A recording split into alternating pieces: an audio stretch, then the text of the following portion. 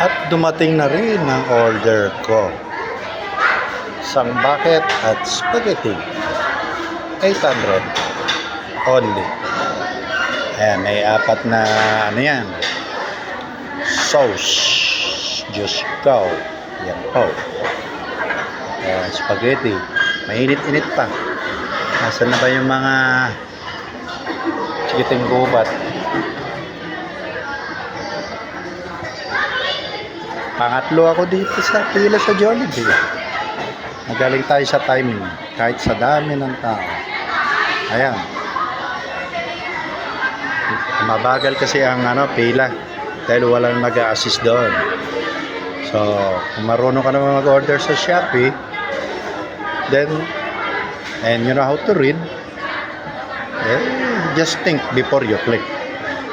Di nakaraos. Sa akin madali lang naman order ko Isang bucket, half spicy, half not spicy, and syempre spaghetti.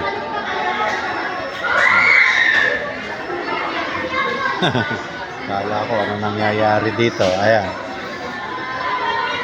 Itong pila na to, gumanyan na yan. Yung ano yan, makalabas na to ng pila. Kaya daig ng alis to ang magaling. Magaling ka lang pero hindi ka na maalis to. Dapat alisto ka rin at magaling. Alright? Bango naman to. Diyos ko day. Ano ba yan? Binuksan ko na. Kakainin ko na yata ito Tagal-tagal nila. Now, let's see. How does it look like? Wow naman. Sus, ginoo. Saan ka pa? Alright. Ay, nakakatagal nila. I miss you all my kids. Ngayon halos 4, 5, 11, 6 footer na kayo.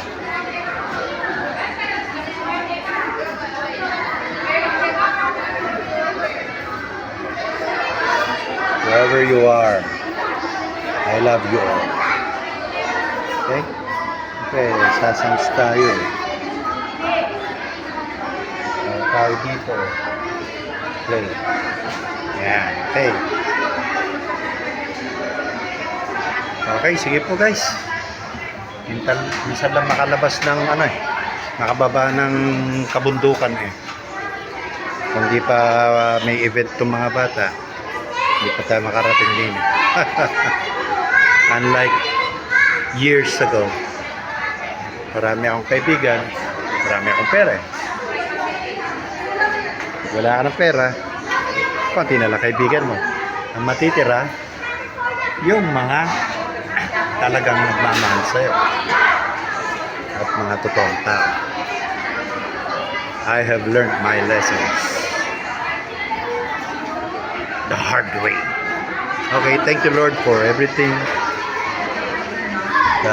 Bago kami magsimula, kanya-kanyang prayer na lang ng mga bata. Sige po guys. Mambo. Nagkaedad na.